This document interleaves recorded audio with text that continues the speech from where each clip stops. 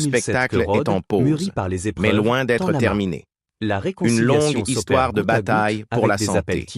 Derrière les paillettes, l'arrogance et le charisme dignes d'un stade, Rod Stewart a passé une grande partie des 2 dernières décennies à livrer des combats loin des projecteurs.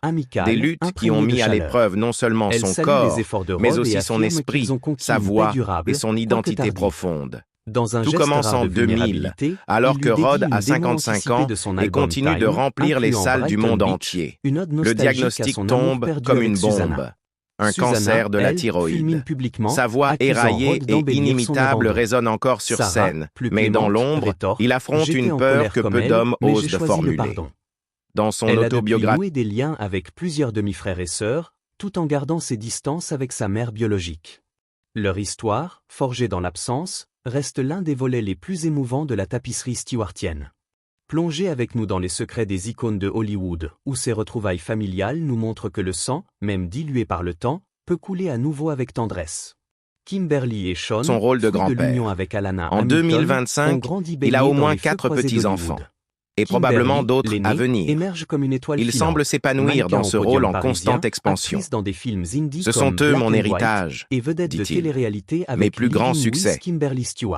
À 80 ans, Rod Stewart s'est adouci. Il reconnaît ses fautes, les infidélités, les abandons, la lâcheté, avec une sincérité rare. Mais il a aussi fait de véritables efforts pour renouer, soutenir et aimer ses enfants. J'ai toujours aimé les femmes, dit-il. J'en ai gagné, j'en ai perdu. Mais être père, c'est ça qui manque aujourd'hui. Et même si l'on se souviendra toujours de Rod Stewart pour ses cheveux hérissés, ses costumes léopards et ses hymnes de stade sont plus belles encore. Et peut-être sa dévotion tardive à la famille, une harmonie retrouvée après une vie de bruit. Un effondrement soudain à Vegas. Rod Stewart a joué devant des millions de personnes au fil des décennies. Mais son 200e concert à Las Vegas devait marquer une victoire symbolique. Une célébration de la longévité, de l'endurance et de son charisme intemporel. La scène du Caesars Palace était prête. Le public aussi, mais quelques heures avant le lever de rideau, tout s'est effondré. L'annonce a stupéfié les fans. Le concert était annulé. Rod avait été terrassé par une angine streptococcique aiguë et les médecins lui avaient formellement déconseillé de chanter. Là où d'autres artistes auraient peut-être tenté le coup, Rod a pris la décision difficile d'annuler.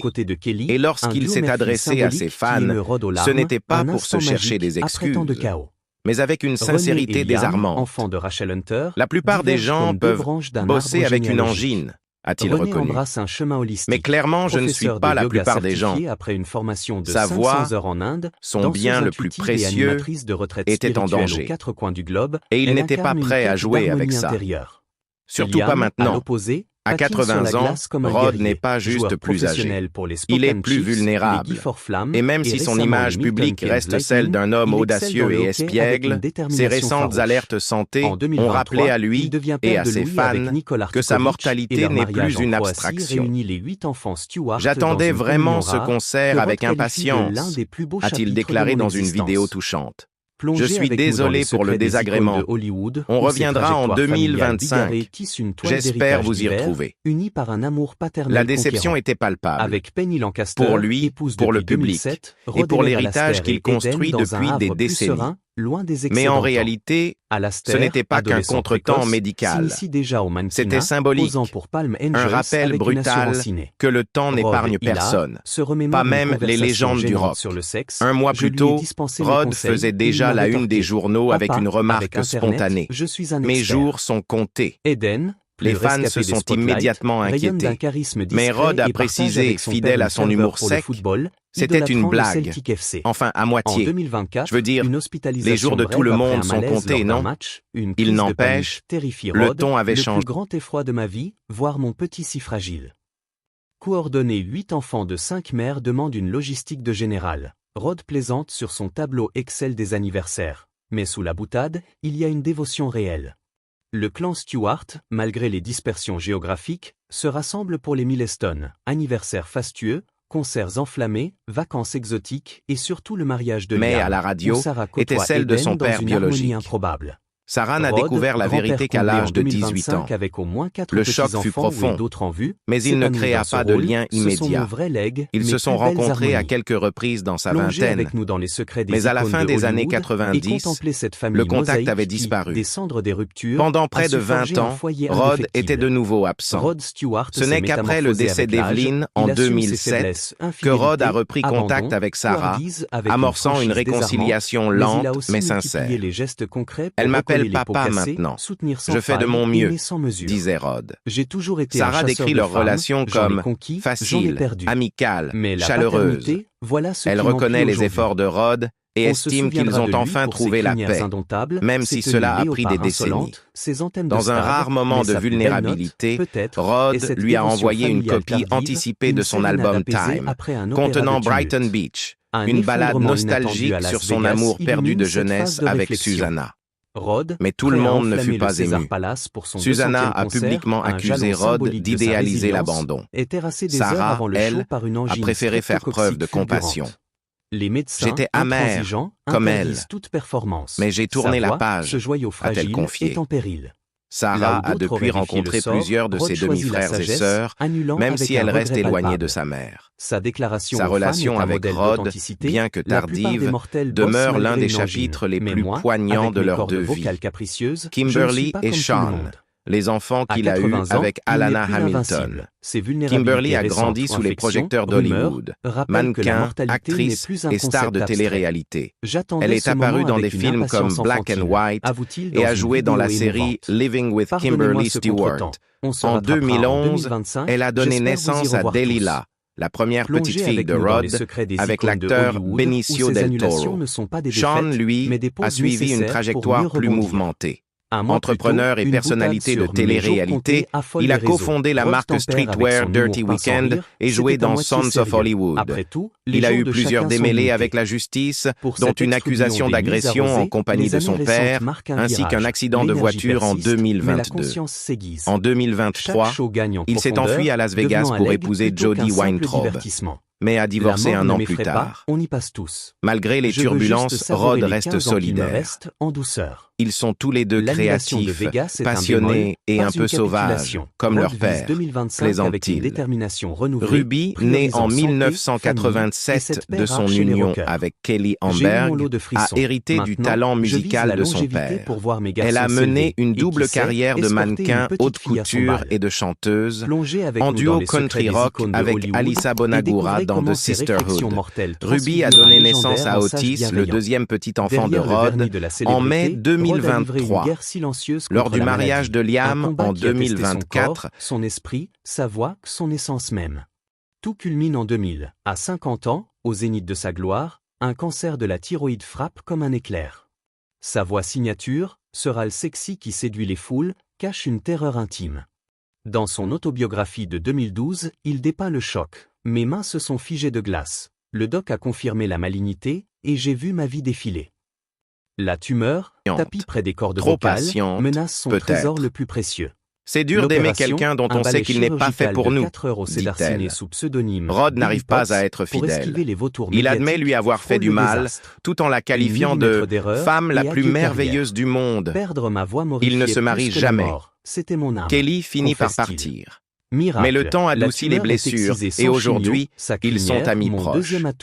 Leur fille Ruby est devenue mannequin et musicienne, marchant sur les traces de ses parents.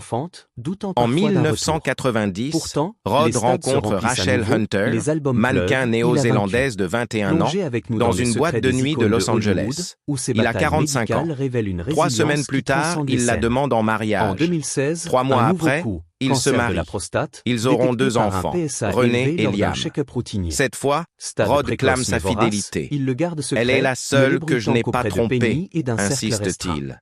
J'ai mis ma dernière banane dans le saladier, mais l'écart d'âge, le mode de vie, les besoins émotionnels, tout les éloignent. En 1999, Rachel le quitte. Je n'en revenais pas, dit Rod. J'étais une rockstar. On ne largue pas une rockstar, mais elle l'a fait. Rachel avoue que le glamour était vide. J'étais la femme d'une rockstar, mais je ne savais même pas ce que j'aimais. Je n'avais pas de passion. Je me suis perdu. Rod sombre dans la dépression. À 80 ans, Rod est un J'étais allongé sur le canapé avec une bouillotte sur la poitrine. Mais la médecine m'a ressuscité. J'ai enfin compris ce que c'est, le cœur brisé. Avec Rachel Hunter, cette même année, Rod rencontre Penny Lancaster, grande mannequin, photographe en devenir, engagée pour photographier sa tournée. Elle est confiante, bienveillante, ancrée dans la réalité. Leur relation avance lentement, mais sérieusement. Rod la demande en mariage au sommet de la Tour Eiffel. Ils se marient en 2007. Ils ont 2 fils, Alastair et Hayden.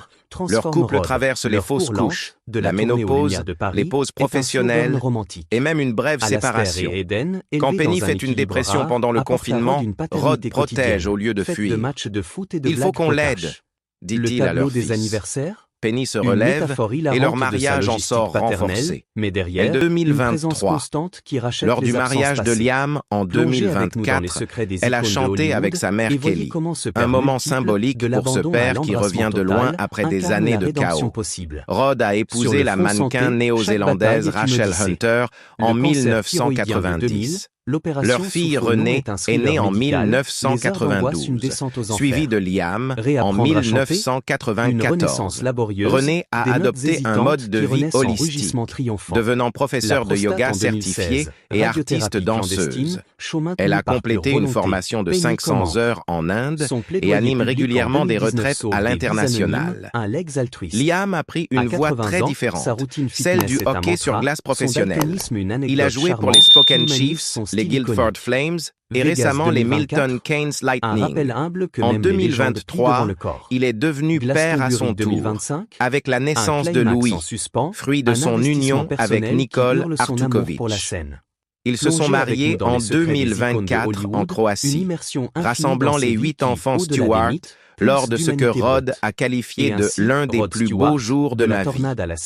Rod vit aujourd'hui son 3e mariage avec Penny Lancaster, mannequin et animatrice télé, épousée en 2007. Ensemble, ils ont 2 fils, Alastair et Hayden.